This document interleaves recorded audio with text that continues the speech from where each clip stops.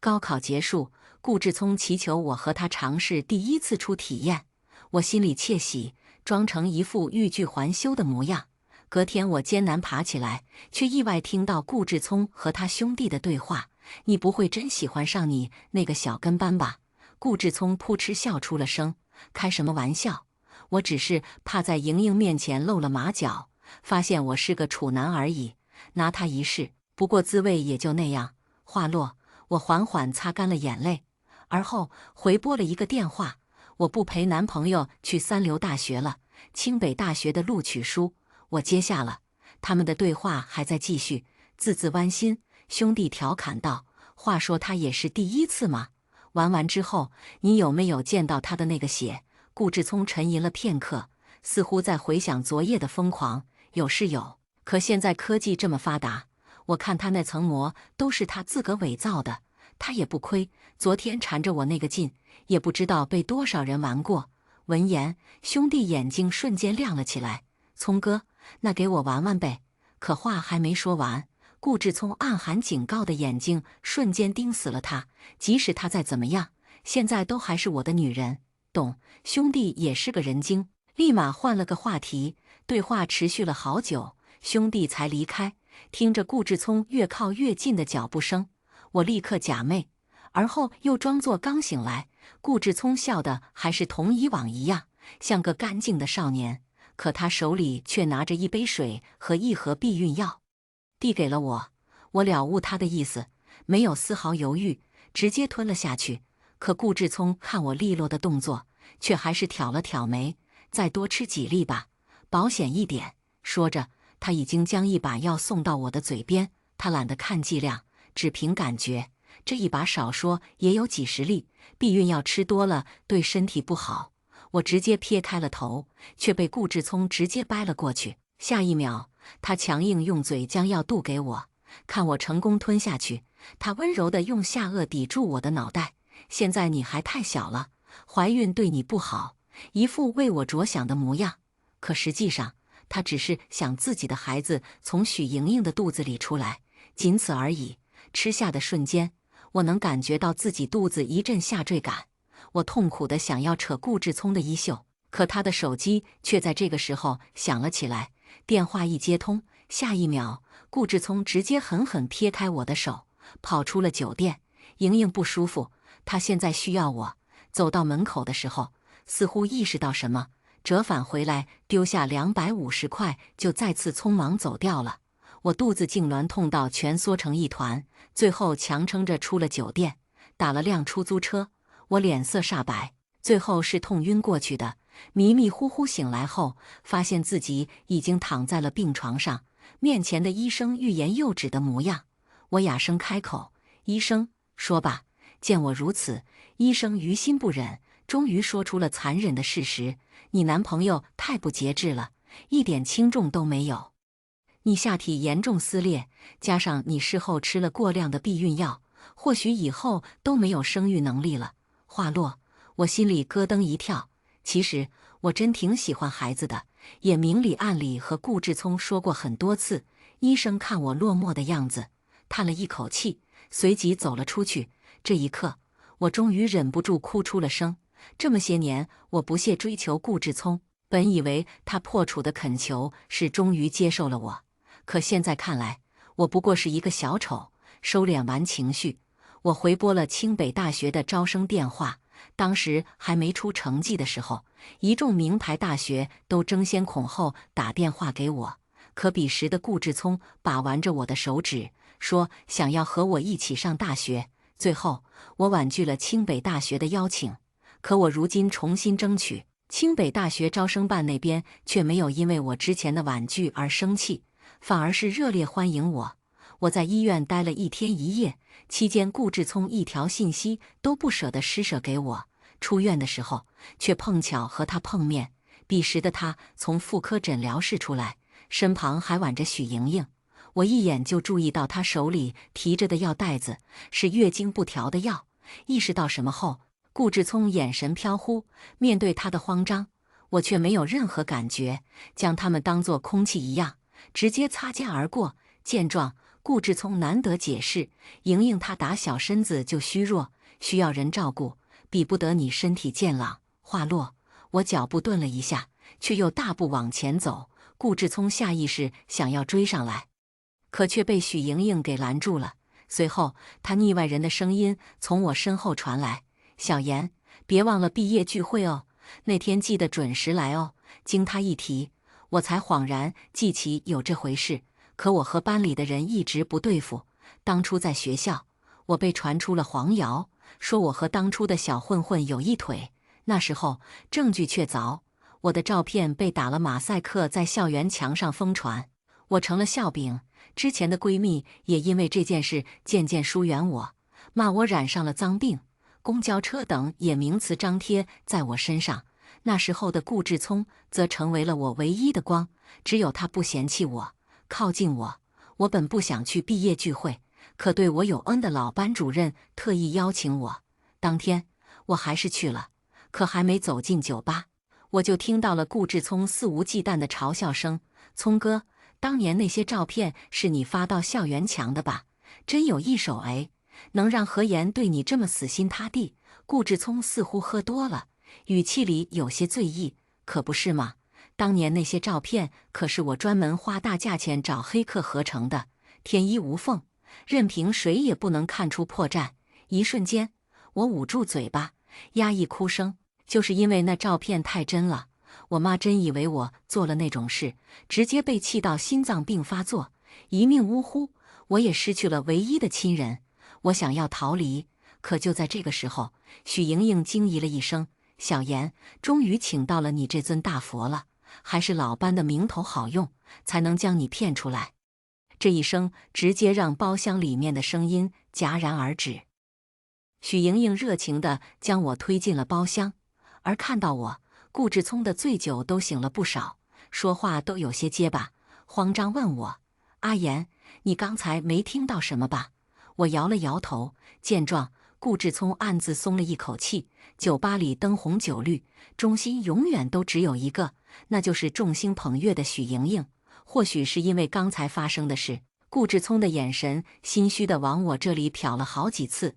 突然间，许莹莹将话题引到了我这边：“小妍，听说你成绩这么高，却打算和志聪去到一个学校。”这话一出，所有人惊呼，而后当着我的面不加掩饰的窃窃私语：“成绩这么高，却要陪顾志聪去三流大学。天哪，一个女人做到这种份上，真的好掉价呀！真的是读书读太多，读傻了都，还看不清楚人家喜欢的到底是谁。”相反，顾志聪却格外骄傲，一种受追捧的既视感。我那个大学也挺好的，师资也还不错，和清北大学也差不了多少嘛。我看你们就是酸了。说完，顾志聪还看向我这边：“阿妍，你说是吧？”看着他不像说笑的样子，我却陪笑一声，没有戳破：“是，你说的都是对的。”众人聊个没完。到了后半夜，很多人都醉倒在了沙发上，而许莹莹那条腿在桌子下很不安分乱动，想踢到某人，却全踢到了我身上。顾志聪接收到许莹莹的媚眼后，立马猴急的借口上厕所，离开了包厢。而他一走，许莹莹默契跟了上去，唯二两个活人走了。看着乌烟瘴气的包厢，我准备要走，却在离开酒吧的时候，看到了厕所里熟悉的人影。顾志聪将许莹莹压在了洗手台上，两人面目通红，暧昧非常，只差脱光。到关键时候，许莹莹却止住了顾志聪乱动的手：“志聪，你会弄疼我吗？”闻言，顾志聪却直接狠狠吻住了许莹莹：“我拿何言练过手，你放心，我绝对会让你享受的。”话落，二人着急地脱光光，抱在一起。见着眼前两块肥猪肉，我一阵反胃，立马远离了这里。那天后，顾志聪再没和我联系过，直到报考志愿出结果的时候，他高兴地给我打了个电话：“阿妍，我录取成功了，你呢？”说完，又意识到什么，真是傻了，我这成绩都录取成功了，你这么高分，自然不用多说，以后我们就是一个大学的了。说到这，他顿了一下：“我知道你一直对我有意思，可我心里全都是莹莹。但是你可以继续当我妹妹，我们还能像从前一样。听到他这话，我心里直发冷笑。我竟不知顾志聪想得这么开胃，可贪心不足蛇吞象的道理，他一直不懂。他说了一大串，我最后也只是嗯了一声。听到我的赞同，顾志聪很高兴，还说要和我一起毕业旅游。听到目的地是北京，我没拒绝，刚好提前去报个到。毕业旅游是整个班一起的，租了一条游轮。旅游途中，无意间听到有人问顾志聪：“志聪，旅游本来就是我们自己人的活动，你还叫那个搅屎棍干什么？”可顾志聪只是慵懒睨了他一眼。我叫他来只是为了让他平摊游轮费而已。你在想什么？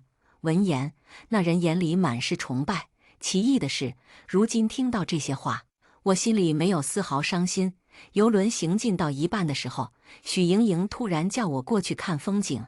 我皱了一下眉头，犹豫片刻，还是去了，想看看许莹莹又要做什么妖。去到后，许莹莹像闺蜜一样直接挽住我的手，随后用手指指向了远处的顾志聪。现在志聪和我在一起了，可是我感觉他对你还是有点在意的，要不然我们试验一下吧。说完，还不等我说完，许莹莹直接背对大海，从游轮坠进了大海。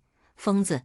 我暗暗骂了一声，下一秒却见顾志聪疯狂奔了过去，直接跳进了大海里，将许莹莹捞了起来。获救后，许莹莹窝在顾志聪的怀里，害怕躲闪的眼神看向我。瞬间，顾志聪动怒了，猩红着眼睛，甚至都没有问我一句，直接甩了很重一巴掌在我脸上。我来不及反应，脸颊上就已经是一个可怖的红掌印。周围的人骂我罪有应得，顾志聪也骂我蛇蝎心肠。我本来就不抱有任何幻想，现在心里更是激荡不起一点情意。那天，我默默回到了游轮房间，一次都没出去过。顾志聪拿着药膏来找过我，却被我拒之门外。见状，他气得将药膏摔在地上。何言，我已经给过你台阶下了，别不识好歹。接下来的行程里，无论是谁来找我，我都没有出去，直到游轮靠岸北京，我终于出了来。见到我的脸，顾志聪眼闪过一道光，直直朝我走了过来。何言，向莹莹道歉，我就原谅你，傻逼。闻言，顾志聪不可置信看着我，你说什么？可我没回，径直走掉。去了好几个旅游景点，顾志聪的眼睛却一直粘在我的身上。见状，许莹莹气得饭都吃不下。直到我们来到了清北大学，顾志聪终于忍不住靠近我，威胁我道：“何言，如果你还闹小脾气，不知轻重的话，就不配和我上一个大学。”我心底发笑，感情顾志聪以为自己是那三流大学的校长，随便开人。正当我想回他话的时候，有个人却突然冒了出来，惊喜万分地握住我的手：“你就是报考我们学校的港城高考状元吗？太好了，快来，我们导师等你好久了。”话落，顾志聪直接慌了，连忙甩开那个人，攥住我的手：“你在胡说八道什么？阿言要和我回港城，一起上大学的。”闻言，我嗤笑出声：“你在开什么玩笑吗？你觉得我会和你去那种三流院校吗？”说着，我将清北大学的录取通知书扔到他的脸上。见到镶金的录取通知书，顾志聪瞳孔骤然紧缩：“阿言，你在说什么呀？当初你可不是这么说的。当初我说想让你和我上同一个大学的时候，你说大学不问出处，只要能学习都是殿堂。可如今你……”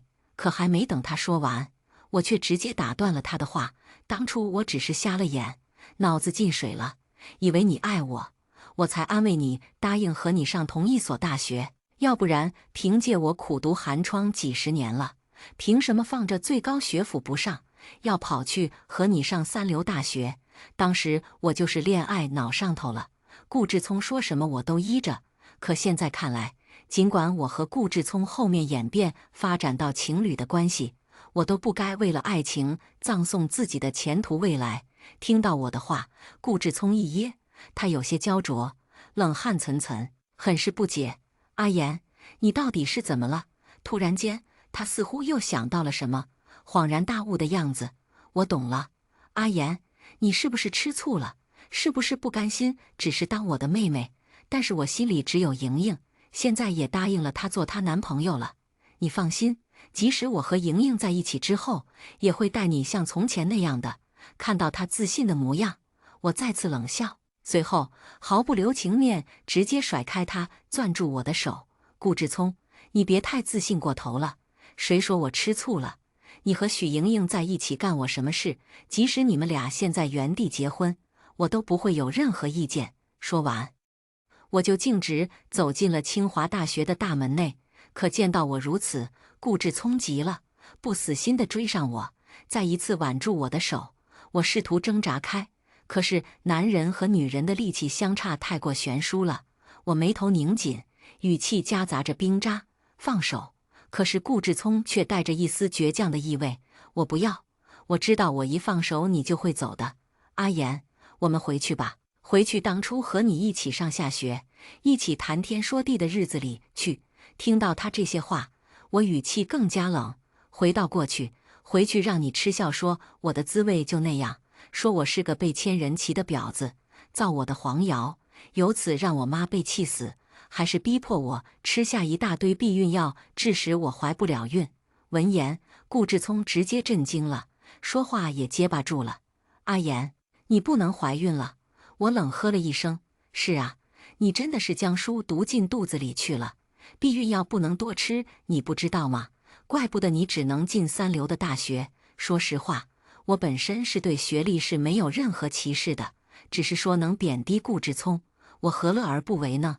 我每说一句，顾志聪脸上的神色就更加白了一分，到最后他甚至都说不出口。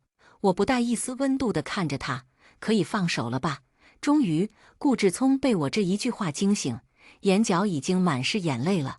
可手还是不依不饶攥紧了我的手。不要，声音嘶哑难听。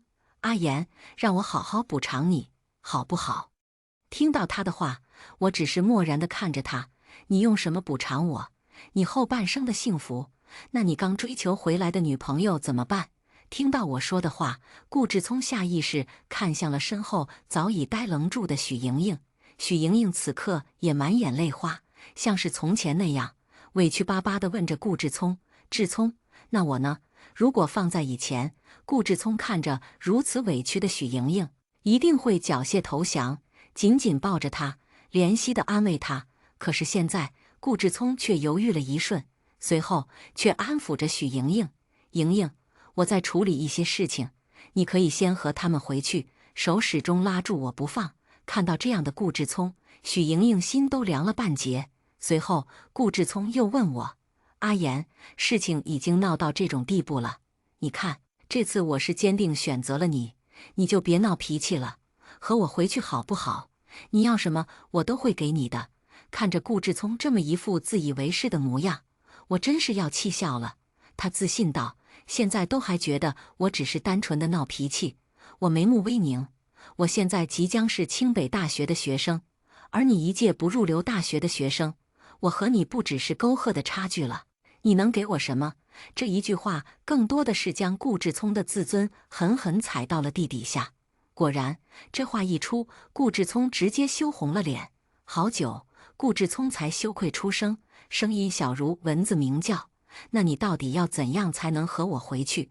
只要我有的，只要我能做的，我都可以。”闻言，我却咧嘴大笑：“好啊，那你和你亲爱的许莹莹分手吧。”话落，顾志聪手都在震，而一旁潸然落泪的许莹莹却反应极快的大喊：“不行！”说这话时，还阴狠狠地盯着我看。顾志聪的脸都皱在了一起，面色痛苦。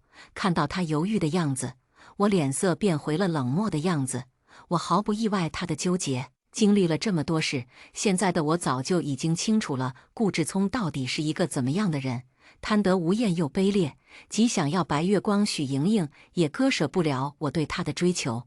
良久，顾志聪才开口：“阿言，莹莹和你都是我此生最重要的人，你们任何一个人的离去都是对我致命的打击。”可他还没说完，我就打断了他：“行了，你做不了抉择，那我和你也没什么话好说的。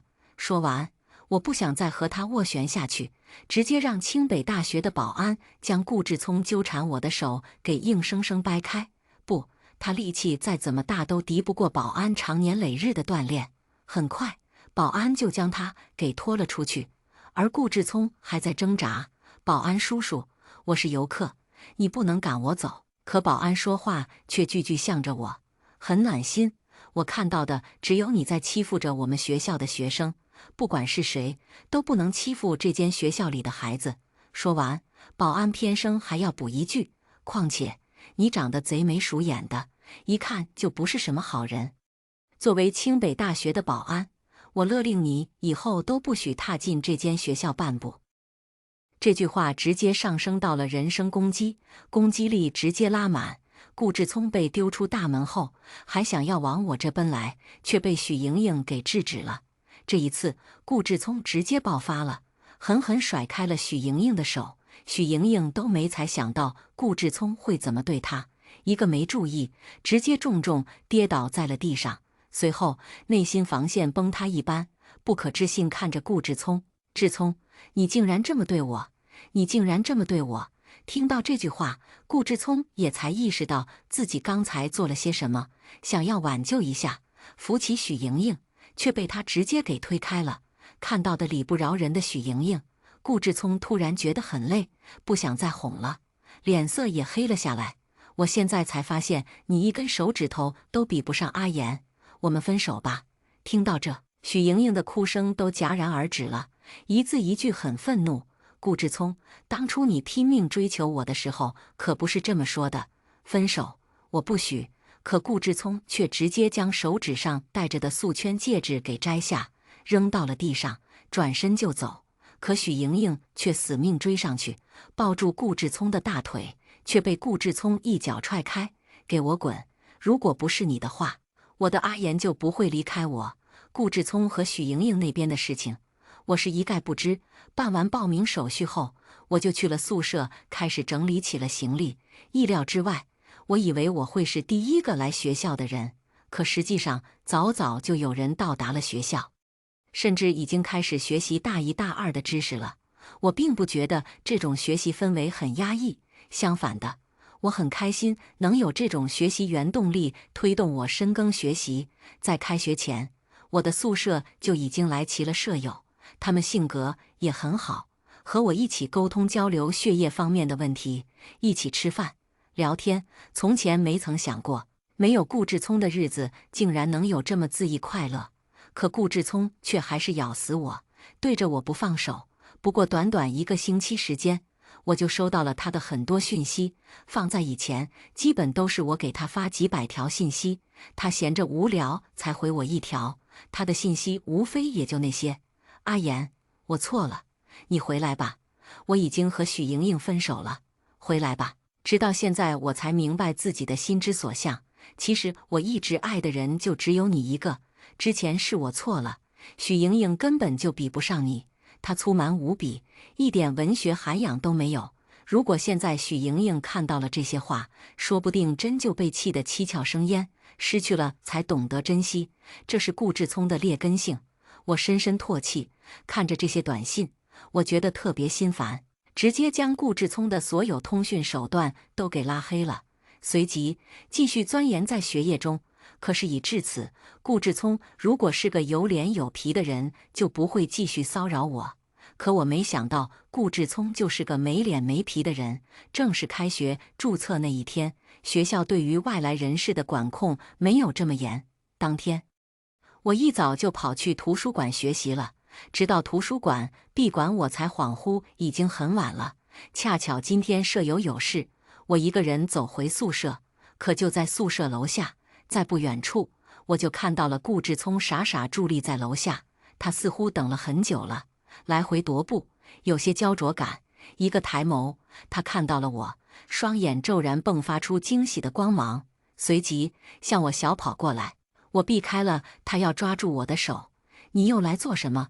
有事说事，别动手动脚。我眼里的嫌弃似乎已经成了实质，狠狠重伤了顾志聪。见状，顾志聪落寞地放下了手，随即从口袋里面小心翼翼掏出了一个平安符，而后他又期待地看着我：“阿言，你可还记得这个？”还不等我回话，顾志聪缓缓叙述这个护身符的来历。这个是当初我生了大病之后，你跑去了几十公里之外的县城，爬了几千的阶梯，求取回来的平安符。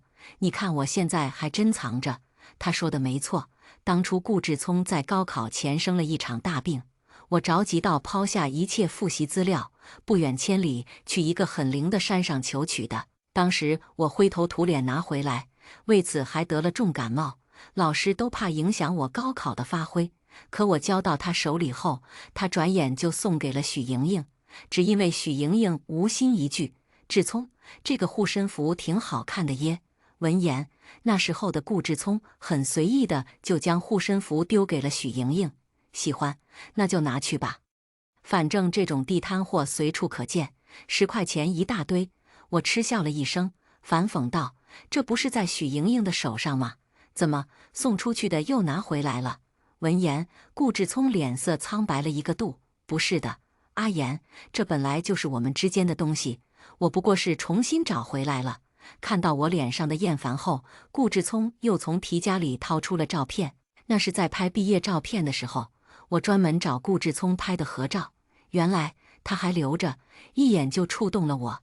当时少女怀春，美好遐想，记忆犹新。看到我愣住，顾志聪以为有挽回的余地，眼里的光又重新亮了起来。阿言，你都还记得是吧？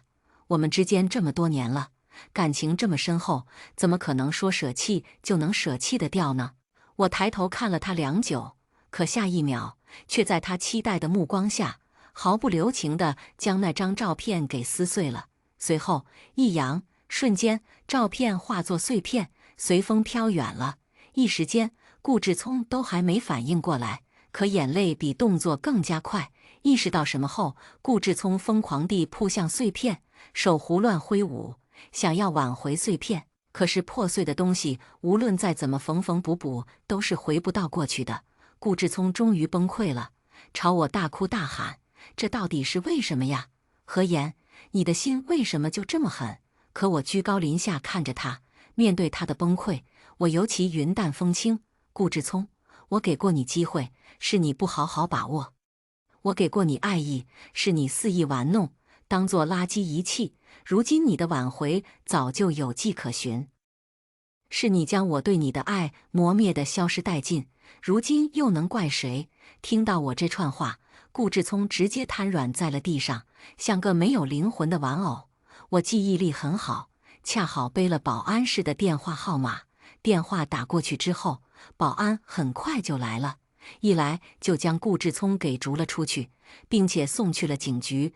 顾志聪擅闯学校内部，被拘留了10几天，而保安也给我连连鞠躬道歉，说是看守不严。我都一一说没关系，毕竟顾志聪那种人防不胜防。顾志聪拘留的10几天里，我非常悠闲自得，除了沉浸在学习中，还参加了各种竞赛。直到顾志聪被放了出来之后，我又没有安生的日子了。这天，我刚去别的院校打完比赛回来，本来获奖了，心情不错。可一回到学校，看到早早就处在学校门口的顾志聪，一瞬间，我的脸立马黑了下来。我将他当作空气一样，大步走进学校。或许是有保安在旁边，顾志聪也没有乱来。可接下来的日子里，事态却愈演愈烈。主要是顾志聪每天跪在校门口前，不论风吹雨打，坚如磐石，手里还要命地举着一个牌子，大辣辣写着：“何言，请原谅我。”看着顾志聪死死纠缠那个样子，我都怀疑他不用上学的。一时之间，我成了学校的风云人物，而顾志聪则变成了痴情男友，做错了事情，却一腔深情求得女朋友原谅。很快，走在早八的路上，或者是去吃饭的路上，周围的人都对我投来异样的眼光，甚至有人看不起去了，塞张纸条给我：“原谅他吧，我也是个男人，男儿膝下有黄金，他是真的爱你，放弃了一切尊严。”见此，我却冷嗤一声：“所以男人出轨了，只要跪下来就能解决所有问题了吗？那女人出轨了，却会成为千古罪人，这不公平。事情越闹越大，有人甚至编纂了一大堆关于我和顾志聪的爱情故事，引人动容。就当我忍不住要出面解决的时候，许莹莹竟然也出现了。她拉起了跪在地上一动不动的顾志聪，哭着说：“志聪，为了那个女人不值得，你快起来，别这样，我会心疼的。”可顾志聪却没有什么怜香惜玉，毫不留情甩开了许莹莹，狠毒地看着她：“我都叫你别来纠缠我了，我心里只有阿言一个人。”可许莹莹似乎已经对顾志聪情根深重了，很委屈：“志聪，我怀了你的孩子，刚步入大学，自己都还是个孩子的许莹莹，前段时间知道自己怀孕天都要他了。”可她又舍不得打掉孩子，如今就只能将自己依靠在顾志聪身上了。她以为顾志聪再怎么出格，都会念及孩子和她好好过，可是没想到，顾志聪甚至是没有思考多几秒，斩钉截铁，直接把孩子给打掉吧。我的孩子只能由阿言生出来。话落，许莹莹愣了好几秒，反应过来后，似乎已经疯魔了。他也才意识到顾志聪是这种人，眼睛猩红地指责顾志聪，将他的所有事情如倒豆子般一五一十的全部抖了出来。当初你左拥右抱的时候，可不是这么说的。你说我才是你的最爱，何言在床上僵硬得像条死鱼，永远也比不上我。现在好了，我坏了孩子，你转头都不认了。许莹莹气愤到揭露事实，还让学校众人知道，势必要拉着顾志聪一起下地狱。顾志聪看到自己的阴暗面被揭露，气愤地甩了许莹莹一巴掌。这一巴掌不仅让许莹莹摔倒了，还葬送了她肚子里的孩子。很快，周围的人意识到了顾志聪的真面目，纷纷唾弃自己识人不清。原来，顾志聪不是他们看到的那般深情，而是一个死渣男。意识到被欺骗之后，众人风口转变，也没劝我了，反而是对我表达歉意，同时朝着顾志聪使劲扔垃圾，泼不明液体。出去校门口，看到狼狈的像个乞丐的顾志聪，我却没有丝毫触动。而顾志聪在看到我后，立马爬过来抱住了我的腿。阿言，我都做到这种份上，被万人唾弃了，你还不能原谅我吗？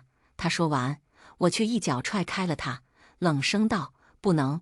闻言，顾志聪目眦欲裂，心理防线层层崩塌，朝着我毅然决然的背影大喊道：“何言，你别逼我！”那天后，不知道是不是因为那些投掷物，顾志聪没再出现在校门口，而关于我的一些八卦事迹也在渐渐消逝，像落水的石头，惊起了湖泊一丝波澜后，又重归宁静。可就在我身心松懈的时候，舆论再次无风而起。起因还是我的舍友着急忙慌地将手机递给了我，那是学校的论坛，里面的一个帖子热度直接爆了，标题是风骚女大学生一夜遇巴男。点开帖子，里面有图有真相，里面写到清北大学里的一个大一新生，为了钱财不惜出卖色相，和几个金主放浪几个晚上。点开照片，几个男人都被打上了马赛克，而女人的那个头却非常清晰，就是我。帖子底下的评论多如牛毛，皆是抨击我的。现在的大一新生是怎么回事？为了钱财就这么糟践自己，真丢我们清北人的脸。出去可别说自己是清北的学生，风骚成这个样子，干嘛还做学生呢？直接出去做鸡不好吗？每条评论都不堪入目，凭借那几张清晰到毛孔都一览无余的照片，证据确实是垂死了。可意外的，我的舍友们都相信我，知道我绝对不会做出这种事情。见状，我心里暖暖的，可是我眉目微凝。这一样的套路似曾相似，造黄谣曾经将我拖进了地狱，我不可能再让他毁了我的后半辈子，甚至我都不用多想，我都知道是谁要置我于死地。可还不等我主动出击，罪魁祸首就找上了门。顾志聪给我发来了信息，之前他的通讯手段全都被我拉黑了，他是用的别人的手机给我发的短信。他约我去咖啡厅见面，看到后我沉思了好久，没拒绝，毕竟我也想看看顾志聪针对我做了这么多功夫，目的到底是什么？去到的时候，我看到顾志聪悠闲地坐在了椅子上，与当时在校门口狼狈跪着的人判若两人。看到我后，他懒散指着咖啡桌上的卡布奇诺：“阿言，这是你最爱的咖啡，我亲手冲调的。”我挑了挑眉，坐了下来，却没喝那咖啡一口。见状，顾志聪的眉头拧紧：“阿言，为什么不喝？”我很实诚地回他：“我怕你下毒害我。”这句话直接让顾志聪一噎，他像是没脸了一般，可最后似乎是勉强找回自己的主场，深深地盯着我看。阿言，我知道你现在一定是被那帖子弄得焦头烂额了。说到这，顾志聪顿了一下，可是我有办法，有证据证明你的清白。我静静地听着，恰时补了一句：什么条件？和我在一起，就这么简单的条件。可下一刻，我却直接将那杯卡布奇诺泼到了顾志聪的脸上。你就做梦吧！顾志聪已经被我的举动激到有些恼怒了。所以何言，你即使是被毁了清白，你都不愿意和我在一起，是吗？就这么简单的一件事，为什么你不能妥协呢？我脸上的寒冰已经成了实质，因为我嫌你恶心，我怕你染上什么脏病。我有严重的洁癖，最讨厌脏东西。每一句话都像是尖锐的刀，狠狠插入顾志聪的心上。蓦地，他猛然吐出了一口淤血。我嫌弃地后退了好几步，转身就要走。临走时，我还气死人不偿命说了一句：“不用谢我，给你活血化瘀了。”而顾志聪却深深地盯着我背影看。阿言，你会回来求我的？绝对不会的！我在心里打包票，回去学校后，任凭舆论发展到什么地步，我都照样该吃吃该喝喝，直到学校介入，说我这一行为已经影响到了学校声誉，或要面临退学。见状，我终于将那些帖子上被打过马赛克的原图全部发了出去。之前的我已经在 P 图上栽过了跟头，那时起，我就立志学习 P 图技术。顾志聪聘请的那人确实是技术高深，可是架不住我这几年来一直耕耘研究 P 图和修复技术，铁杵磨成针。那被 P 过的图被我通宵修复好后，显示出了最原本的模样。里面的女人是许莹莹，其中成堆的男人里有一个是顾志聪，也就顾志聪能恶心到能和许莹莹这么玩，还要专门拍下来。照片一经发出，众人对我的愧疚又直线上升，而顾志聪的真面目再度被深挖，还包括许莹莹的。许莹莹和顾志聪被各自钉在了女人和男人的耻辱柱上。事情发酵后，顾志聪将自己裹得严严实实，来找我。口罩下的声音是万分的愧恨，他还在做最后的挣扎，祈求和言。所以我们现在是真的没机会了吗？这一次，我难得和他说了好长的话。顾志聪，你的爱太过沉重，威胁恐吓得来的爱是不真切的，不用风吹走2步就散了。况且，我和你之间隔着血海深仇，我的母亲因为你间接而死去，这就注定了我们之间不可能。良久，对面的顾志聪才艰难开口：“我懂了。”临走时，顾志聪低声道：“阿言，你真的很优秀，祝你一路繁花，前路青青。”不用他说，我都会的。关于那封帖子的事情，在时间的潮流中渐渐淡去，而顾志聪也慢慢淡出了我的视野。后面，我也得知了他的下落。原来，当初求取我原谅的时候，他一直都没有去报到注册，学校直接取消了他的学籍。他父母知道后，去学校拼命向领导磕头，只求自己的儿子能顺利入校。可国有法规，校有校规，学校拒绝了。他的父母在浑浑噩噩的回家途中，被一辆大货车给撞飞了，当场死去。可他还没来得及为父母举行葬礼，就被许莹莹以故意杀人罪判了10年。10年续写了我很长的灿烂年华。而顾志聪出来后，却是面对无学历、无处工作的处境，没有父母依靠，孑然一身独自生活后半辈子。接下来我们进入第2个故事。我老公失恋了，半夜在被窝里翻看前女友的小作文，屏幕的绿光吵到我的眼睛了。跌得扰人清梦，真该死啊！我抢过手机，快速给对面发了一段语音：你确定要分吗？行，那我也离。随后，我一脚踹向了老公的迷你狗。这下，你不仅失恋了，也没老婆喽。这一脚我用了十足的力气，陈凡根本来不及做出任何反应，只能双手死死捂住下身，五官因为痛苦变得极度扭曲。过了好一会，他颤抖着嘴唇，缓缓抬起头，凶狠的眼神好像要吃人。沈于言，大晚上的你在发什么疯？我居高临下看着他，眼里满是冰冷。既然你管不住他，那我来帮你。我蓄势待发，又抬起脚。陈凡怕了，急忙往旁边狼狈滚了一圈，眼神无比惊恐。哎哎哎，老婆老婆，别冲动，有话咱们好好说。到底我做错了什么？你要判我死刑，也要让我死个明白吧！操，最烦这种提起裤子不认人的狗男人了。我冷笑了一声，将陈凡聊天界面上的内容读了出来。以后的路，我好好过，你慢慢走，都别回头。你真的准备好了吗？那个爱你的我要消失了。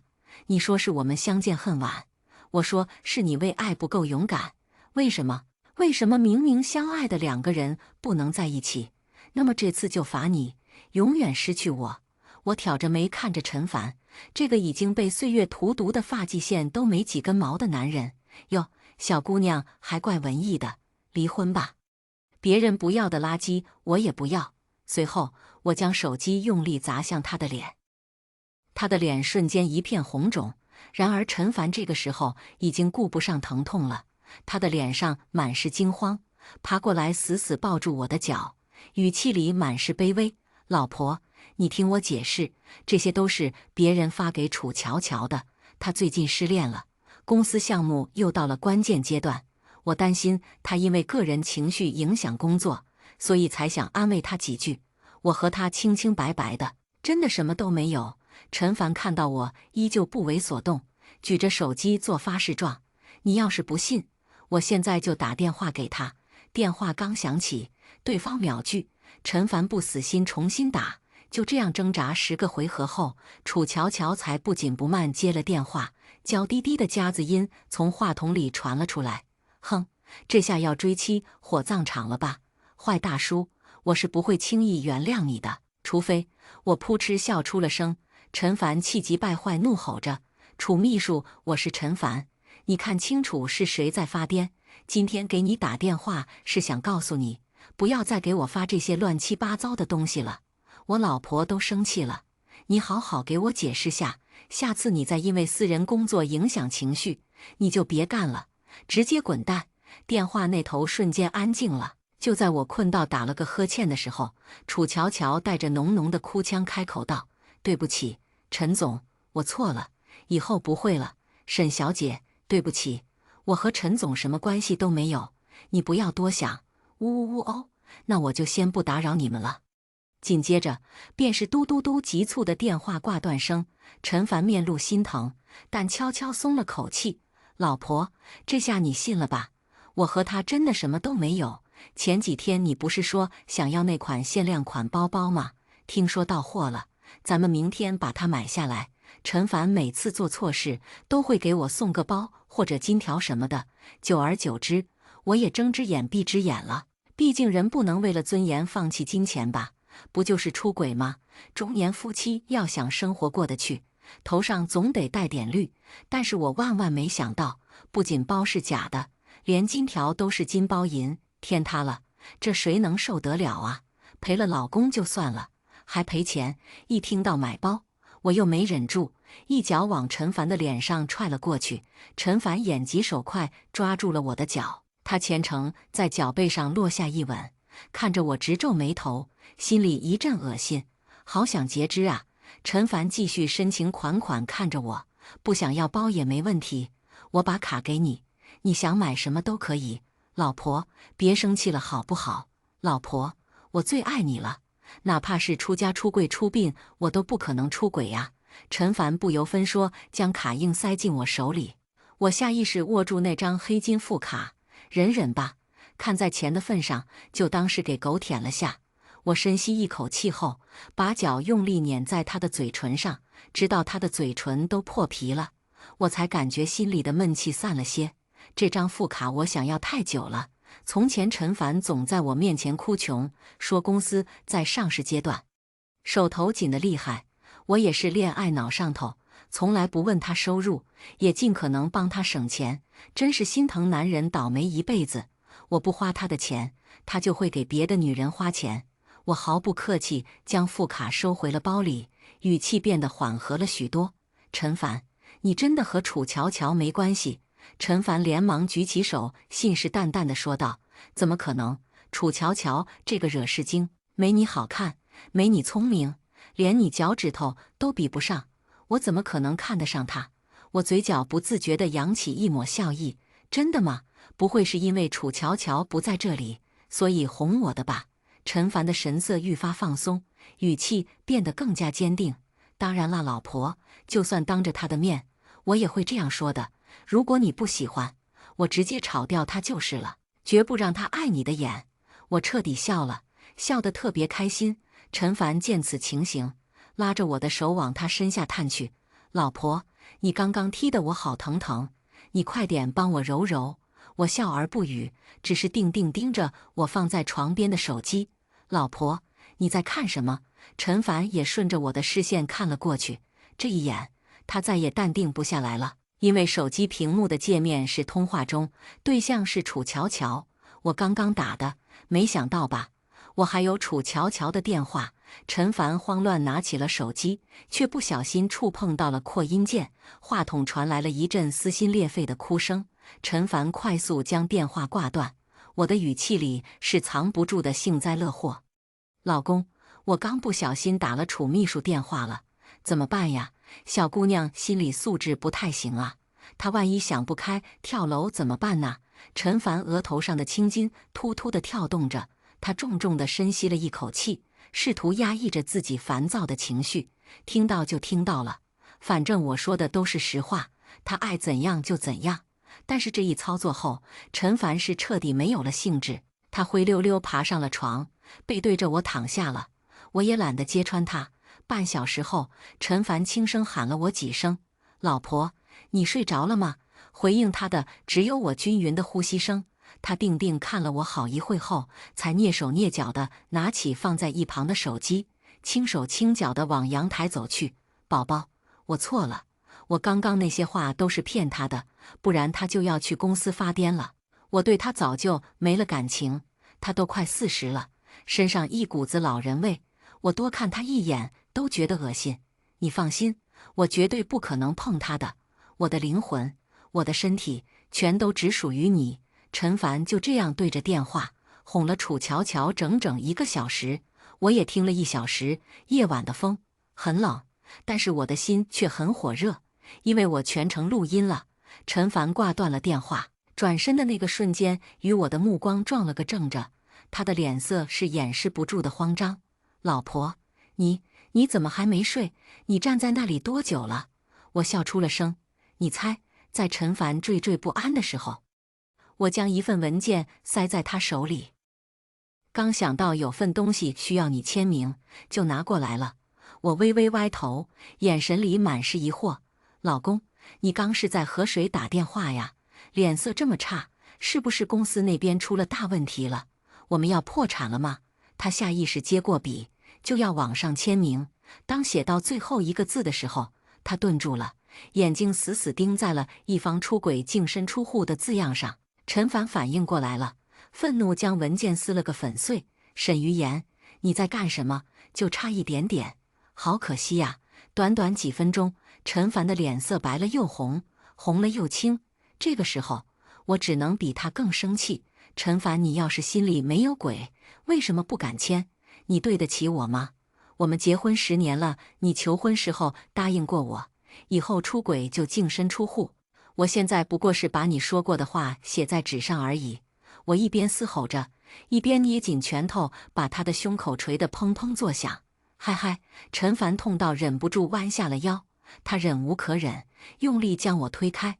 我一个踉跄，差点摔倒在地。他的眼神中充满了厌恶。沈于言，你看看你现在跟个疯婆子一样，我真是受够了。你好好在家反省自己到底错在哪里吧。这段时间我就住在公司，不想再看见你。听到震耳欲聋的摔门声，我知道陈凡要去哄女朋友了。我站在原地，目光呆滞地望着那碎了一地的纸张，缓缓地叹了口气，确实应该转变下思维了。我不想离婚了，想直接丧偶，确认陈凡出轨是1个月前的事情。一向大大咧咧不修边幅的他，突然开始喷香水了。他嫌弃我给他准备的衬衫太一本正经了。一个40岁的中年男人开始走时尚嘻哈风，每天恨不得把镜子照烂。公司的人事张姐委婉提醒我说，让我没事多去公司走走。然而我却一直没放在心上。我和陈凡结婚10年了，这10年来我们连争吵都吵不起来。我们白手起家，一起度过了最艰难的时期。我们是别人眼里的模范夫妻。陈凡他爱我如命，就连肾都能分我一个。这样的人怎么可能会出轨呢？直到有一天，我从副驾驶上掏出一支口红，生气质问他：“这是什么？”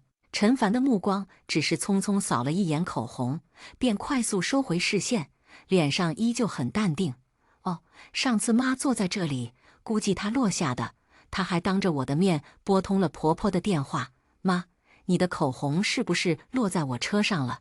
电话那头，婆婆的回应十分丝滑：“原来落你那里了，怪不得我怎么也找不到。你赶紧帮我收好哈。”我撇了撇嘴，没有说话。婆婆又开始了常规的催生话题：“对了，妍妍最近身体怎么样了？我的老姐妹又给了我一个方子，一会给妈给你发过去呀。”陈凡不耐烦地打断道：“行了，妈，我们自己心里有数，你就别整那些乱七八糟的东西了。我这边还有事，就先挂了。”挂断电话后，陈凡神色轻松，在我的脸颊上落下一吻：“老婆大人，这下你放心了吧？除了你，我眼里哪里还容得下别人呢？”他眼里满是宠溺，和以往并没有什么不同，可我的内心却久久无法平静。因为这支口红是我的，我只是心血来潮，学着网上的烂梗和他开个玩笑而已，却没想到自己成了玩笑。自从发现陈凡不对劲后，我开始在车里发现了很多不属于我的痕迹，比如柑橘味的香水，甜甜腻腻，带着少女的娇气；比如后座夹缝里的破洞黑丝，上面沾染着不明液体，原来人家早就当面挑衅了。只是我已经很久没坐过陈凡的车了。很快我就知道了陈凡的恋爱对象是楚乔乔，一个刚大学毕业的小助理。如果不是他自曝身份，我真是想破脑袋都想不到是他。毕竟陈凡比他大了岁，都能当他爸了。真不知他图什么，图陈凡身上的老人味吗？陈凡以前经常在我面前吐槽楚乔乔，说楚乔乔如果不是大客户的侄女，他一定会直接炒掉她。说楚乔乔连个会议纪要都做不好，买个咖啡都能洒一路，公章都能盖错位置。我好几次去公司都能碰到陈凡指着他破口大骂，楚乔乔也因此总躲在厕所里哭，还是我给递的纸巾。不过认真想来，好像也不奇怪，陈凡出轨早就有端倪了，只是我一直不愿相信罢了。不知道什么时候开始，楚乔乔总频繁出现在我们的日常对话里，陈凡总是无意识提起他，语气虽然还是嫌弃，但嘴角总会不自觉地上扬。老婆，楚乔乔居然开电动车去接客户，说是可以避免堵车。老婆，我要去公司一趟。楚乔乔那傻丫头，把自己反锁在公司里了。老婆，今天我让楚乔乔准备点水果招待客户，你知道她买了什么玩意吗？居然是甘蔗！哈哈哈哈哈哈哈！你不知道那个场景有多好笑，客户的假牙都嚼得要掉出来了！哈哈哈哈！看到陈凡笑得合不拢嘴的样子，我的心里快速闪过一丝异样。我认真盯着陈凡看，仔细观察他的神情。陈凡还沉浸在楚乔乔的有趣里，余光瞥到我的时候，原本咧开的嘴角僵在了脸上。老婆，怎么了呢？你是不舒服吗？怎么这个表情？我深吸了口气，竭力让自己的语气保持平稳。老公，你有没有发现，最近你提起楚乔乔的次数似乎有点过于频繁了？陈凡愣了下，随即笑着捏住了我的脸，眼神里满是戏谑。老婆，你不会在吃醋吧？如果咱们再认识早点，楚乔乔都能当我们女儿了。见我没有说话，陈凡一把我搂在怀里，将头深深地埋在我的脖子间。他呼出的温热气息让我忍不住轻轻一颤。老婆，咱们生个女儿吧。像你一样。从那天后，陈凡再也没有在我面前提起过楚乔乔。只是可悲的是，没有了楚乔乔，我们甚至都没有了话题。再后来，公司忙着筹备上市，陈凡经常半个月见不到人。楚乔乔毕竟年轻气盛，看到我不急不躁不闹，他彻底坐不住了，便招法在我面前刷存在感，跑到我家拿陈凡落下的文件，时不时还扶喝得烂醉如泥的陈凡回家，身体差点挂在他身上了。看着我的眼神也越来越志在必得，我看他折腾也挺累的，于是加了他的微信。他终于又多了一个发挥的舞台，开始在朋友圈连载名为《霸道总裁的心尖宠》我的笨蛋小秘书的小说，内容全是他和陈凡的恋爱日常。和大 boss 出差的一天，我姨妈来了，他居然给我准备了红糖水。大 boss 说，女人不要喝酒。哇，会挡酒的男人好帅呀！糟糕，把发给老爸要钱的信息发给了大 boss 怎么办？在线等方法。嘻嘻 ，boss 给我转账了。哇，这个限量版包包我好喜欢呢。boss 说给我的入职3个月的奖励，不过搭配的丝巾好老气呀，像是40-50岁的大妈。看到这条朋友圈时，我不由自主地看向衣柜里那条大妈款丝巾，那是陈凡送给我的10周年纪念礼物。那一刻，我的心疼得厉害。我将陈凡曾经送我的那些包通通拿去专柜鉴定，好家伙，全是假的！这下我的肝也疼得厉害。陈凡不是一个抠门的人，他干不出送假包的事情。看来问题就出现在楚乔乔身上了。楚乔乔触碰到我的底线了，抢我老公可以，但是抢我钱是万万不行。于是我开始反击了。趁陈凡不注意，我往副驾驶的缝隙里丢了几个孩子嘎屁套和丁字裤。果不其然，楚乔乔发现后都快疯了，天天闹着要分手，甚至还直接在朋友圈宣布单身。我迫不及待秒赞。陈凡那天摔门走后，已经好几天都没回家了。我趁着这段时间联系了律师，把我精心收集的证据递给他。我兴致勃勃地问律师：“你看这些证据能让他净身出户吗？”律师认真看完，轻轻叹了口气。目前来看，账单可以作为追回部分共同财产的依据，但关于出轨还缺乏实质性证据。而且，即便是婚姻中的过错方，按照现行法律规定，要让他净身出户，难度相当大。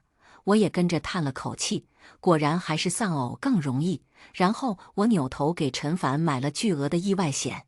弄完这一切，我看到楚乔乔更新了朋友圈，是一张照片，她的无名指上套着一枚闪闪发亮的大钻戒，手指搭在了一个新出的限量款包包 ，logo 晃得人眼睛疼。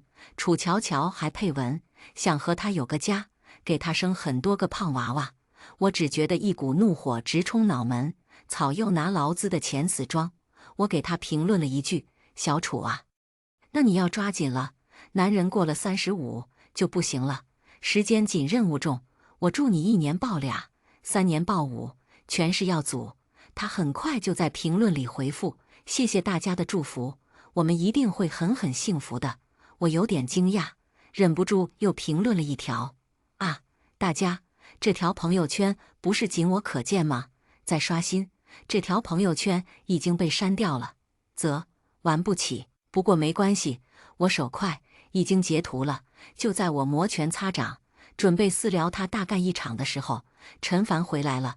他面色红润，春风得意，整个人看起来心情格外好。他冲着我扬了扬手里的袋子：“老婆，我特意给你买了学校附近的豆沙包，你不是上学那会最爱这一口吗？”看着那袋廉价的豆沙包，再想想楚乔乔晒的小驴包，我气得牙痒痒。豆沙了，真想把他们豆沙了。陈凡见我没有反应，一脸讨好拉着我的手：“老婆，你还在生气呢？好了，对不起，都是我的错。来亲一个。”他亲热，把嘴凑了过来，身上若有若无的柑橘味的香水，让我的胃里无端涌上一丝恶心。我猛地推开陈凡，嫌恶地捂住鼻子：“老公，你掉粪坑了吗？身上怎么会这么臭？”陈凡的笑容瞬间僵在了脸上，他下意识地低头闻了闻，脸上露出一丝尴尬。可能是最近这几天忙着在公司加班。那老婆，我去洗个澡了，你趁热把早餐吃了。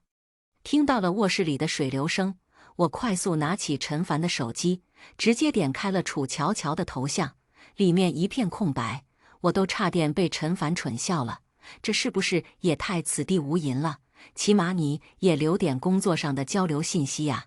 我开始快速浏览楚乔乔的朋友圈，果然，楚乔乔那些恋爱日常仅我可见。在陈凡的视角上，楚乔乔俨然是一个热爱生活的青春女大。她分享着自己精致的日常，美食、旅行、运动，每一张自拍都精心凹了角度，清纯不失诱惑。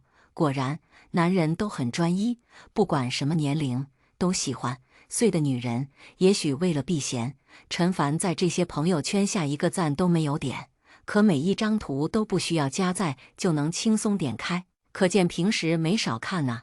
卫生间的水流声越来越小，时间紧迫，我知道再翻下去也翻不出个啥，于是赶紧给陈凡的手机装了一个木马，可以同步这台手机上的消息。就在我刚把手机放回原位时，陈凡从浴室出来了。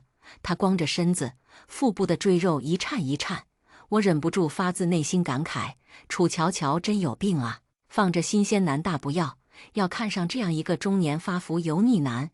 也许是察觉到我灼热的目光，陈凡下意识地后退了2步。老婆，你为什么这样看着我？我忍住恶心，缓缓向他靠近，语气里满是娇嗔：老公，我觉得你好有魅力啊！你这样子，我怕别的小姑娘和我抢。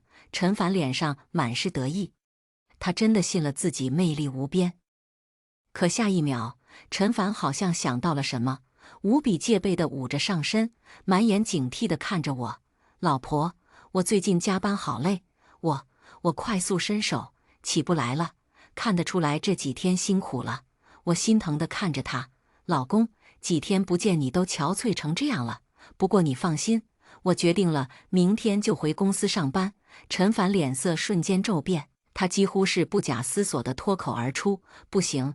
话一出口，陈凡也意识到自己的反应太激烈了，他努力挤出笑容，轻轻握住我的手，温柔开口道：老婆，咱们不是说好了吗？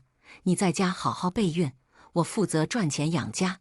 你之前跟我打拼了那么多年，好不容易才清闲下来了，我可舍不得你再去受工作的苦。再说，现在公司也没有合适的位置给你了，我不能公私不分给你开后门吧？你如果最近在家无聊了，可以约你的姐妹们去逛街购物啊，之前不是给你副卡了吗？尽情买。他说了一大堆，其实核心就是2个字：没门。我瘪着嘴，一脸委屈看着他。楚乔乔不是准备结婚生娃了吗？正好我去给你当秘书啊。什么结婚生娃？谁和你说这些乱七八糟的话？楚乔乔和我说的呀，怎么，你居然还不知道吗？陈凡脑门的汗都冒出来了。他还和你说了什么？我似笑非笑看着他，他说要和你结婚，让我赶紧让位。陈凡彻底慌了，声音都开始结巴了。他乱说的，我没有，不是我老婆，你听我解释。我扑哧一声笑了出声，给陈凡展示了我手机里的楚乔乔。好了，我就开个玩笑，老公，你怎么还急眼了呢？不过老公，我发现楚乔乔对象的眼光和你一样耶，他对象送的包居然和你送的是一样的，你也好好跟别人学习下，人家会送最新款的小香包，不像你只会送豆沙包。如果不是对你的人品有信心，我差点都以为他的结婚对象是你了，哈哈哈。不过这怎么可能呢？我记得你只比他爸少5岁吧？作为老板兼长辈的份上，你到时候可得给人家封个红包。陈凡翻着楚乔乔的朋友圈，脸色越来越黑，但是又竭力在我面前维持表情，看着我心里无比快意。我开始了报复性消费，花钱的感觉就是爽。陈凡当然什么都不敢说，倒是楚乔乔忍不住打电话过来质问了，语气恶劣的像是我花的是他的钱一样。沈小姐，你这几天都买了些什么？怎么短短几天就消费了几十万？我毫不留情地回怼，关你屁事！电话那头瞬间沉默。2分钟后，楚乔乔的声音变得尖锐起来：“沈于言，你知不知道陈总创业有多艰难？你这几天的花销，他要陪客户喝多少酒，遭多少罪才能赚回来？你整天在家什么都没干，怎么还好意思大手大脚花这么多钱？陈总到底上辈子造了什么孽，才娶到你这样的女人？我劝你赶紧把这些东西退回去，做人别那么拜金。像你这样的女人我见多了，仗着嫁个好男人就拼命吸血。”我掏了掏耳朵，发出了清脆的笑声。所以楚小姐不拜金，是因为不喜欢吗？楚乔乔破防了，说话更不过脑子了。我将她的精彩的发言同步到了公司群，还特意艾特了陈凡。虽说我现在离职了，但是公司核心层很多都是我带上来的，何况我还持有公司1半的股份，谁见了我不得客客气气喊一声沈总？果不其然，公司群里瞬间炸开了锅。卧槽，他说疯了吗？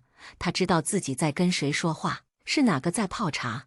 哦，是我们的楚秘书啊，管天管地管上老板娘开销了。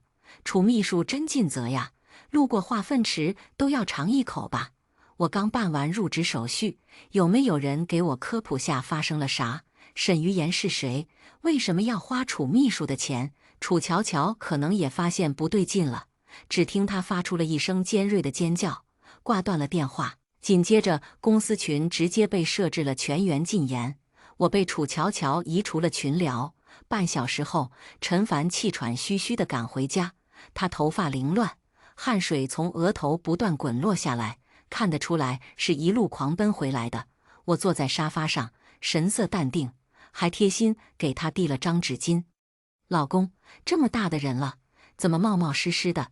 看都跑出了一身汗。陈凡已经顾不上擦汗了。他紧紧攥着我的手，眼神中满是焦急。老婆，你可千万别误会，我也不知道楚乔乔哪根神经搭错了，我已经狠狠骂了他一顿，他也答应我会跟你道歉。老婆，我的钱就是你的钱，你想怎么花就怎么花，千万别因为他坏了心情。我神色平静，那楚乔乔你打算怎么处理？陈凡脸上露出为难的神色，嗫嚅着说，老婆，他毕竟还年轻，就是个孩子，咱们就再给他一次机会吧。他这人就是直肠子，说话不过脑子，没什么坏心思的。再说了，他还是客户的亲戚，我要是辞退他，实在不好跟客户交代。你放心，我已经狠狠惩罚他了，这个月的绩效全扣光了。就这，我冷笑一声，从包里掏出一叠报告，重重地丢在他面前，看看你的好秘书都做了些什么吧。陈凡一脸疑惑，不明所以地翻看了起来，越看他的脸色越难看。这怎么会这样？我打断他的话，声音冰冷。楚乔乔把我的真包换成了假货，这算盗窃吧？还是说这一切都是你授意的？陈凡抬起头大声反驳，怎么可能？我怎么会做这种事？那就行了。原本我看他年纪轻轻，还想着给他个机会，可他倒好，先给我脸色看。行吧，既然你不舍得处理他，那我就报警。我站起身，作势要拿手机打电话。陈凡急忙拉住我的手，语气带着恳求：“老婆，我现在马上辞退他，能不能别报警啊？可是这些假包，我立马让他都还回来。老婆，你就看在我的面子上，再给他一次机会吧。”陈凡几乎是在哀求了。我思索了几分钟，勉强答应：“行吧，如果他能把钱全部补偿回来，我可以给他一次机会。但丑话说在前头，别人送过的包，我不要，我嫌脏。我目光落在陈凡身上，将陈凡从头到脚打量了一遍。同理，男人也一样。随后，我拿走了陈凡所有的卡。我很直白告诉陈凡，他的钱是夫妻共同财产。接下来，我会认真查看他的每一笔支出。公司的眼线告诉我，陈凡和楚乔乔大吵一架。据说楚乔乔为了凑齐赔偿，不仅把之前陈凡送她的东西一股脑全部卖掉，还退租了现在住的豪华公寓，日子过得紧巴巴的。而今天正是楚乔乔在公司的最后一天，作为始作俑者，我闲着没事，打算去送送她，相信她一定会很开心。一踏入公司大门，员工们齐刷刷向我打招呼：“沈总好。”我也热情回应了他们。背对着我的楚乔乔动静后，身体陡然僵住。她猛然回过头，看向我的眼神里满是怨恨。沈于言，你还来做什么？我缓缓凑近她，在她耳边轻声说道：“来看你的报应啊，楚秘书，这一次你输得彻彻底底。”我微微直起身子，眼神中满是嘲讽，继续激怒她：“你以为我老公真的有多喜欢你？别天真了。他不过是把你当成解放双手的工具罢了。不过听说你现在还欠了一堆钱，怎么？我老公这么小气吗？都不帮你还债吗？”我轻轻拍了拍自己的脑门，做懊恼状：“瞧瞧，我都忘了，我老公的钱都在我这里呢。”听着我一口一个我老公，楚乔乔的眼睛愈发红了，那是被羞辱后的愤怒与委屈。她压低声线怒吼着：“贱人，他都不爱你了，你为什么还不肯放手？”我笑了笑，有没有可能不肯放手的是你们的陈总呢？我展示着和陈凡这些天各种讨好我的聊天记录，一句句老婆叫的那叫一个亲热，动不动就是我永远只会爱你肉麻的表白，恶心死我了。所以我必须拿出来恶心楚乔乔。看到这些，楚乔乔再也绷不住了，几乎是尖叫着嘶吼出声：“你骗人！”下一秒，他像是突然想到了什么，脸上扬起一抹诡异的笑容。他得意洋洋地摸着肚子，扬着下巴对我示威：“沈于言，我怀孕了，只要陈凡知道，他一定会娶我的。他这么喜欢小孩。”我眼中满是怜悯，恋爱脑真是可怜又可怕。好巧哦，我也怀孕了。楚乔乔是个不折不扣的恋爱脑，在楚乔乔心里，不被爱的才是小三。他一直觉得他和陈凡才是真爱，而我只是不甜不知耻，占着妻子的身份。但现在他的世界崩塌了，原来陈凡私下也是这么和我说的，而且陈凡居然还让我怀孕了。楚乔乔的理智彻底断线，她下意识地高高扬起手，想给我一耳光。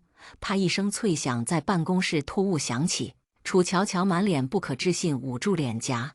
可能她也没想到我反应会这么快，她不知道为了这一天，我在家里练了多久。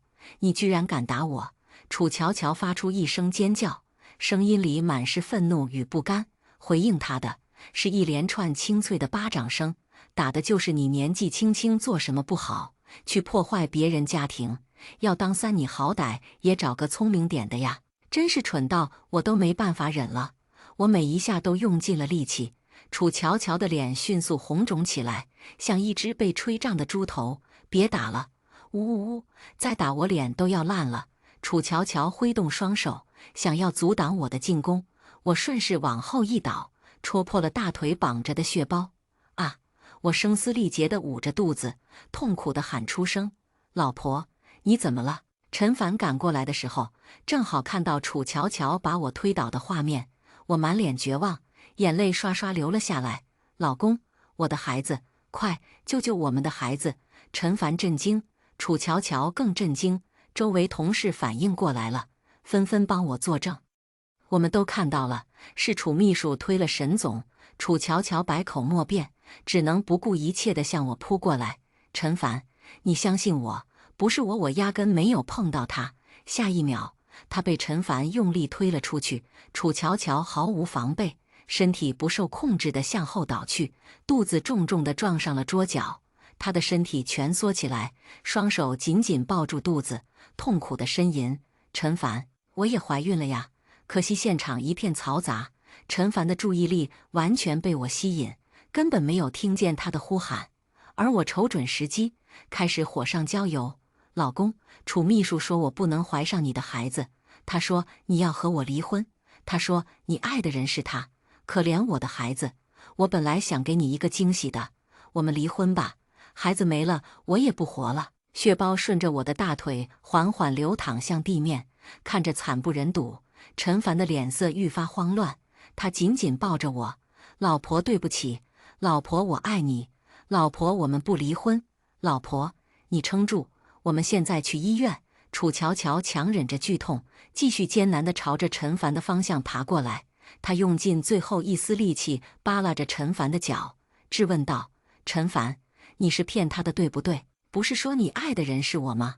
我差点就笑了，都这个点了，楚乔乔居然还在纠结爱不爱这个蠢问题。果然，陈凡更怒了，他想都没想，直接踹了楚乔乔一脚，滚！楚乔乔的身体不受控制地向后飞去，重重地撞上了饮水机。巨大的冲击力使得整个水桶瞬间倾倒，直接砸在了楚乔乔肚子上。啊！楚乔乔发出最后一声惨叫，她彻底晕了过去。楚乔乔的孩子没有保住，她毫无生气地躺在病床上，双眼空空看着天花板，有种淡淡的死感。当我踏入病房的瞬间，楚乔乔眼里的恨意径直射向我。你现在满意了？你这个贱人，你不得好死！他的目光锁定在我的肚子上，突然癫狂大笑了起来，尖锐的笑声回荡在病房里，让人毛骨悚然。不过我也不亏，你的孩子也没了，活该！我还年轻，我还能生，你就不一样了。陈凡一定不会要你的。我神色平静，嘴角上扬。你真的蠢到，我都有点不忍心了。我是假怀孕，但是你是真流产，好可惜呀！这可是陈凡唯一的孩子了，你还不知道吧？陈凡以后都生不了了，因为他下身废了。听到这话，楚乔乔整个人如遭雷击，笑容戛然而止，他的嘴唇微微颤抖，不可置信看着我：“谁干的？是你的好父母啊！”我的语气冰冷的没有一丝温度。他们本是想给你讨个公道的，可是下手时没轻没重，直接把陈凡打废了。现在陈凡恨死你了。我没说的是，楚乔乔父母找的打手是我雇的。楚乔乔已经被我的话气得浑身发抖，他双手死死抓住床单，脸上的表情无比狰狞。我没打算放过他，你父母现在也被关进了局子里，故意伤人，应该能判个好几年吧。可怜呐，都一把年纪了，还要遭受这种罪。楚乔乔牙齿咬得咯咯作响，眼睛都要喷出火了。沈于言，你到底想怎样？实名举报陈凡经济犯罪，我会撤诉。我直截了当地表明目的，眼神中闪过一丝志在必得。楚乔乔瞬间沉默，脸上满是不舍，真是不见棺材不流泪。我拿出手机，播放了陈凡的通话语音：“老婆。”我知道错了，我只是犯了男人都会犯的错，但我保证，我只是肉体迷糊了。我心里爱的人只有你，那个贱人不知道哪里怀的野种，我每次都给她下避孕药的，她根本不可能怀孕。老婆，我知道我说什么都晚了，但是我真的很想告诉你，我错了，我好爱你，求求你不要离婚好不好？你要什么我都答应，只要你再给我一次机会。咱们这么多年的感情，你真的舍得放弃吗？楚乔乔没有再说话，只是将自己的头深深埋在双腿之间，整个人蜷缩成一团。时间一分一秒的过去，病房里非常安静。突然，一阵撕心裂肺的哭声从楚乔乔蜷缩的身体里传了出来，大概持续了半个小时，楚乔乔才缓缓抬起头：“我答应你。”楚乔乔一字一顿地说道，声音因为哭泣而变得沙哑。除了撤诉外，我还要100万成交。陈凡一向自负，以为自己把楚乔乔拿捏得死死的，很多事情并不避讳他，甚至他还会一五一十地说给他听，仿佛这是一种特殊的恩赐，能让楚乔乔对他更加死心塌地。他怎么也想不到，女人因爱生恨有多可怕。楚乔乔的速度很快，只可惜还没等到警察上门抓人，陈凡就死了。当陈凡得知自己再也无法生育的那一刻，他的世界瞬间崩塌。而楚乔乔肚子里的孩子，在他的认知里是一顶铁绿帽。毕竟他怎么可能知道，他所谓的避孕药早就被我换成了叶酸。陈凡找上了楚乔乔，他恨不得楚乔乔去死。在激烈的推搡间，两人双双摔下楼，陈凡后脑勺着地，当场死亡。楚乔乔也失去了她的双腿。婆婆知道陈凡去世的噩耗时，受不了刺激中风了。而我理所当然地继承了一切，公司的股份、房产、存款，还有陈凡的巨额意外死亡赔偿金。我以公司的名义给楚乔乔捐了一笔款，不多不少，正好100万。今天的故事就分享到这里了。如果您喜欢这个视频，请为我点个赞和订阅。如果您有任何建议，都可以在评论区留言告诉我。我们下期视频再见。